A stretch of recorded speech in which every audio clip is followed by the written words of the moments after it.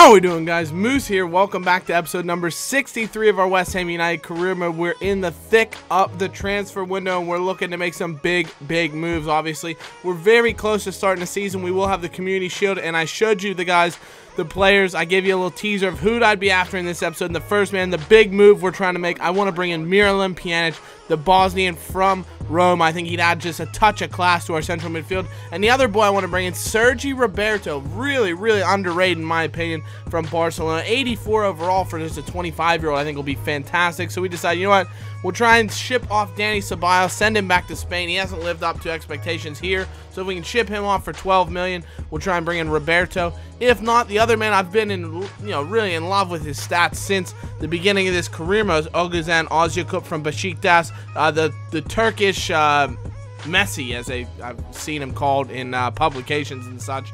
Try and put him in a bid for 20 million. See if we can bring him to West Ham United instead of one of the other two if need be. But we do get a transfer for Oscar Borg. He'll be leaving to go to Doncaster Rovers. Just didn't fit into the team. He's not going to get into the lineup anytime soon. Sam Medin's gone up to 75 overall, which is fantastic. He's going to be an unbelievable deputy to Aaron Cresswell, who hopefully we can see continue the form he had in the back half of last season. But we do hear back straight away, not only is Callum Wilson leaving to go to Bastia as long as they agree personal terms for 4.8 million, but Roma have accepted the offer for Miralem Pjanic.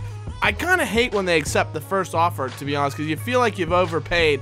But I trusted my chief executives. I trusted David Sullivan, David Gold, DSDG, to say, you know what we should pay here, boys.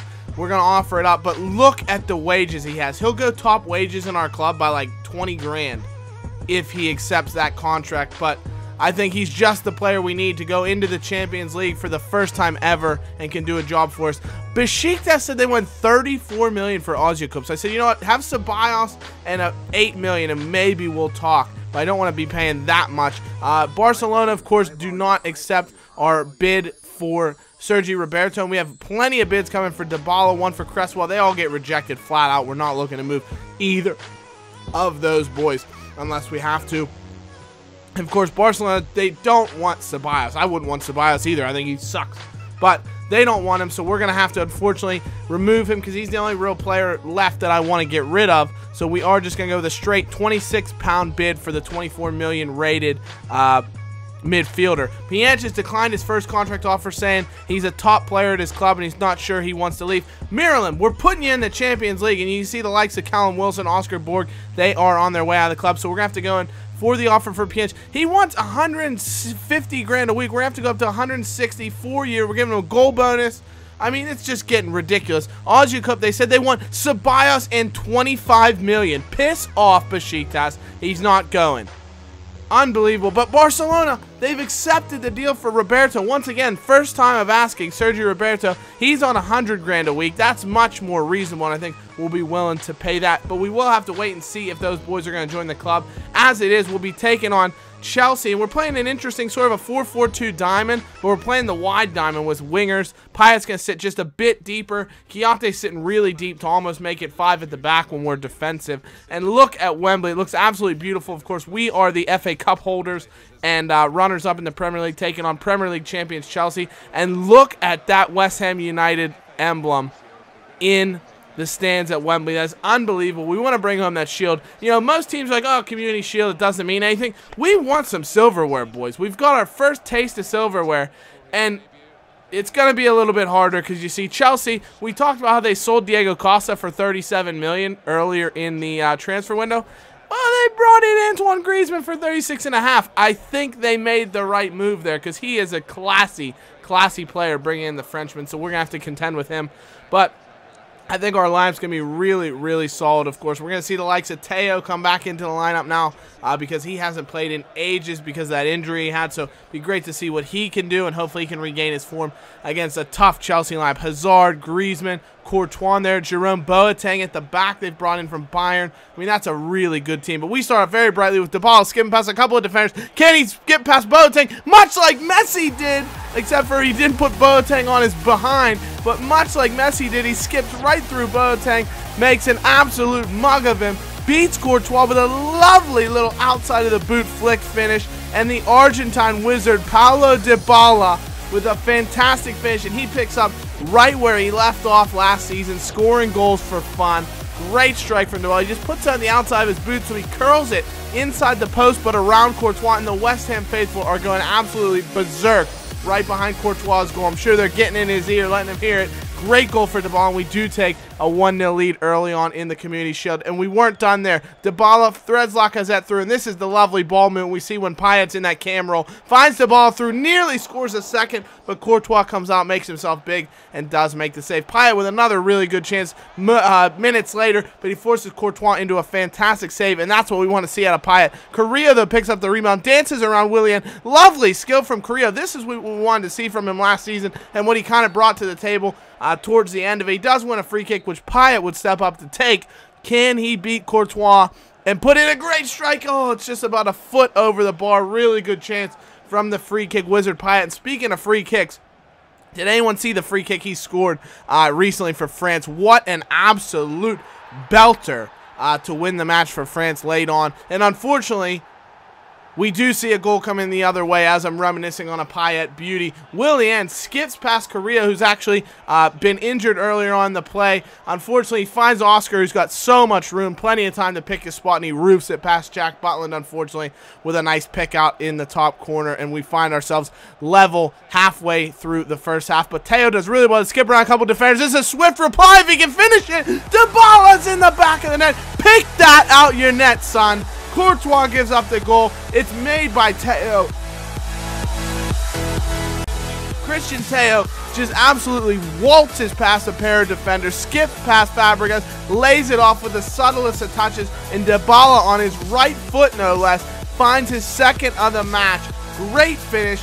Teo and Dybala linking up, and just like that, it's 2-1. Swift reply from West Ham United, and we do regain that lead advantage that we so justly have, and we nearly double it as Payet goes through minutes later, beats Courtois with a shot, but it comes off the outside of the woodwork, and unfortunately, we can't push on any further than that just yet. But Chelsea coming back the other way. Griezmann, Oscar link up with some really nice passing play. Oscar then out wide to Hazard, and Jack Butland at his near post forced into a fantastic stretching save. He looked like Gumby stretching out there, and it is kept out of the back of net. But we go in the second half now. Payet in the 58th minute. Lovely skill to dance past two defenders. Can he find it back in the net? It's deflected, and Courtois forced to beat it away, and we do win a corner, which is whipped in towards Lacazette. Great header. Guilloté's got to put it in. He tried to chest it in the goal. What do you think you are? The brawny man with just a huge chest to put it in? And, I mean, this chance right here that Payet does comes to nothing, but did you see the standing roulette? That's my favorite move to pull off. It was unbelievable from Dimi. Lovely skill. But we come forward here to 67th minute. Dybala into Lacazette. We play a fantastic passing move. Guilloté's through. Back post to Payet, and he surely deserved it. He's been the best player in this entire match as Dimitri Payet, creating chances left, right, and center, and he deserves it with the easiest goal he's ever going to score. Gives it a little tap, tap, taparoo, and it's in the back of the net behind Courtois, and that's the kind of passing quality that I think the guys like Pjanic, Roberto, when they get in our team, we're going to be making plays like that for absolute fun. What a finish from Dimitri Payet, and it's 3-1, and that looks like it should more than likely seal the deal. We do have one last chance to run up the scoreline as Lacazette skips through Boateng. He puts him on the floor. Great play from Lacazette, but Courtois does go full stretch and makes the save to keep things as they stand. And with just moments remaining, the West Ham faithful on their feet singing, "I'm forever blowing bubbles, pretty bubbles in the air. United! United!" Great performance overall, and we're just seconds away from a victory. Butland punts it long. He's looked for the head of the ball but can't find him. Cuadrado onto the ball for Chelsea. He sprays it out wide as he looks to dance here. He tries to get past Dybala. He's not able to find anywhere to go with it, and he finally sprays it out to Ivanovic. He takes the ball down. Lacazette pressures him moments ago, and there's the full-time whistle. West Ham United with our second piece of silverware for the manager Moose and his club in their last two matches. Our last two competitive matches have both resulted in silverware. Of course, the FA Cup final and now the Community Shield. We are the champions of the Community Shield, and hopefully that's the first of many silverware to come in this particular season. That would be unbelievable, but well deserved for the victory. We were unbelievable 3-1. You can see it was fairly even possession. Chelsea dominated possession, but I think in terms of quality chances, we were far and away the better team. Man of the match for me, our first Moose's Mighty Hammer man of the match of the season, Dimitri Payet's going to get the 3 points. He was unbelievable. Player of the match in my book. Paulo Dybala with a pair of goals is going to get 2 Moose's Mighty Hammer votes and 1 for FIFA's man of the match in Jack Butland, who I thought played really well again. But we do come back after such a high to some sour notes, unfortunately. Miralem Pjanic, sign the ting. Sign the ting. Come on, Miralem. Come to West Ham. Come to the East End and win trophies with us. We want you here. You're a Cockney boy through and through. We know it. Mark Noble will show you the way.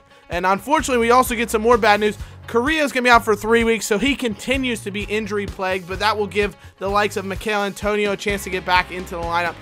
Noble now will be available for selection. Kiate's going to be out for 5 days, so he should be fine. And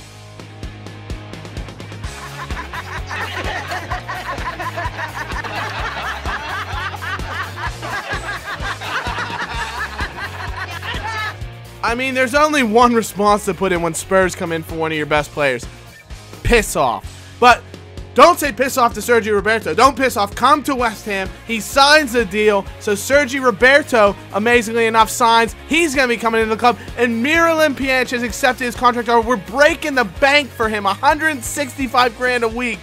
38 million. It's a record transfer fee. But I think he's going to be well worth it. He's going to make our team so fantastic. And I think that's the big thing with what we're going to be doing this particular season. I think we've always been I've played that 4-2-3-1 formation. I've made our team try and suit what I want to do, as opposed to going to the strengths of some of the players. I pushed Dybala back, Pjanic out wide, etc. Or Payet out wide, excuse me. And look at the skill. If you want to pause it to take a look at these players, the technical ability they have is second to none. I can't wait to use them. But exactly what I'm saying, the likes of Payet, I put them out of position. Now I think we're going to play to the strengths of our players rather than to the strength of my formation. We're going to play more than likely a 4-4-2 diamond, but we also have the option to go with wide men as well. We have that kind of versatility. But the big thing we need now, we have 2 strikers, and of course with Sacco leaving, Callum Wilson leaving, Carroll left last season, I need someone to come in and be my second choice striker behind my starting pair. That's what we have right now available. Let me know who you guys think from this list or somebody else you have in mind to suggest. But that's going to be it for this episode, guys. As always, be sure to leave a like if you're enjoying it. Subscribe if you're new to the channel. And thank you guys so much for watching. As always, we'll see you in the next one. Take care. Bye-bye. Like we always do with this time.